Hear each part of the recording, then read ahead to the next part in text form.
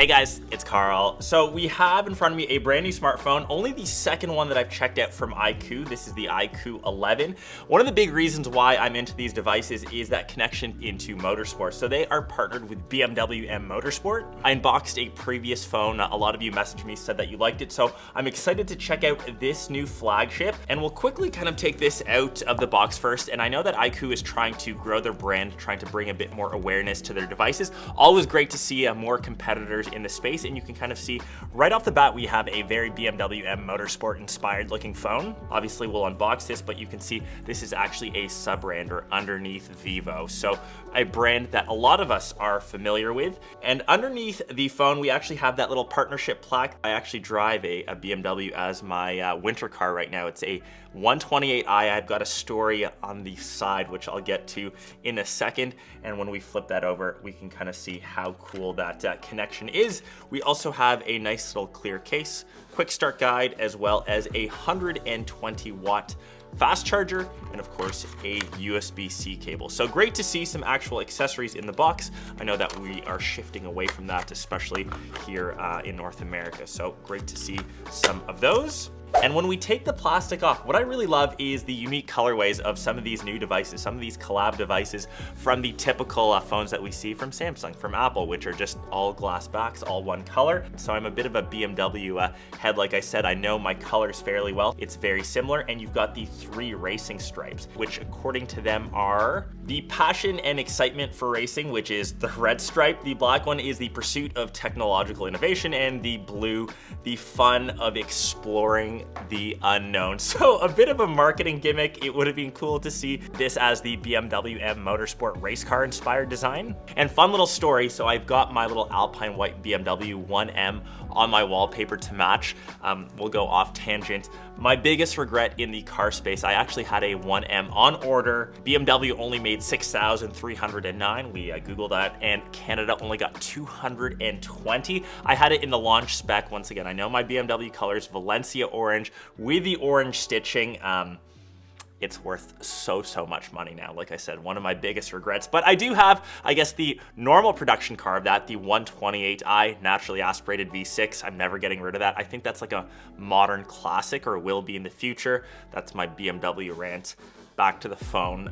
Yeah, that's kind of why I like this design. And when we switch around to the front, we have a 6.78 inch ultra high def display, 2K display. It's completely flat, which I'm a big fan of. 1100 nits up to 1800 nits of peak brightness. It's an LTPO 4.0 display, so it changes frame rates depending on what you're doing. It's one of the nicest displays that I've seen, and especially from a new smartphone brand. It's kind of refreshing to see they're throwing the best in class tech into it, and this kind of competes with what else we have on other flagships in the market. And that also applies to what's on the internals on the inside. And this is actually one of the first batch of smartphones that's rocking the brand new Snapdragon 8 Gen 2 platform. I was actually just out in Hawaii for Snapdragon's conference. I didn't get to benchmark out there, so I'm gonna throw some benchmark scores, some Geekbench, to kind of see what the performance is like. But like I said, the fact that they have the latest and greatest inside is a really good sign. And in turn, that performance is kind of unreal. So I actually just downloaded the benchmark game to get Genshin Impact, which this phone absolutely crushed. Super smooth frame rates,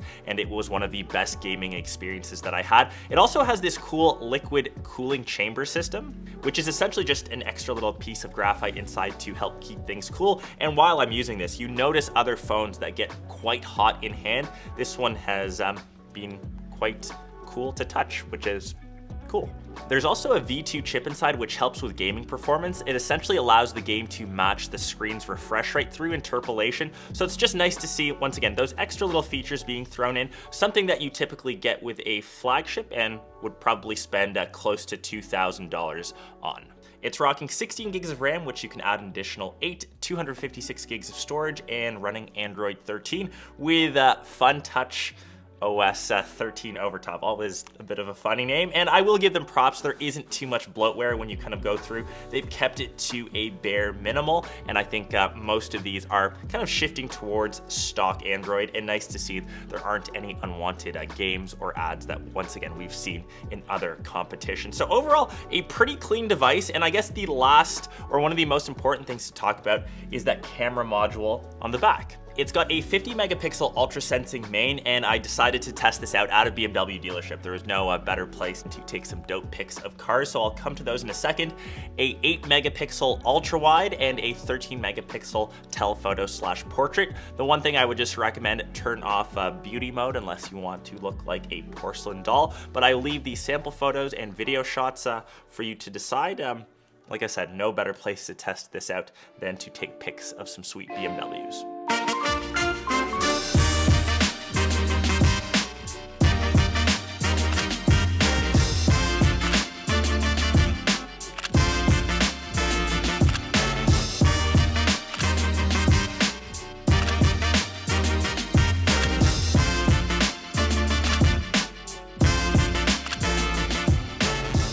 So yeah, that's kind of been my review of the new iQOO 11. Just really dope to see a refreshing new smartphone design and just something new to kind of challenge the space. Obviously, iQOO is throwing the bus at the spec sheet here. We have the latest Snapdragon chip. We've got a great display.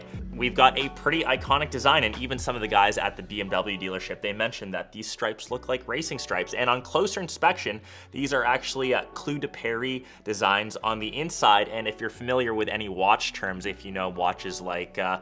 Lange & Söhne, Patek Philippe, some of the higher end Swiss manufacturers have that nice design on their watch faces. So it's those little attentions to detail that I'm a fan of. Just would have loved to have seen the BMW M Motorsport race cars inspired design across the back.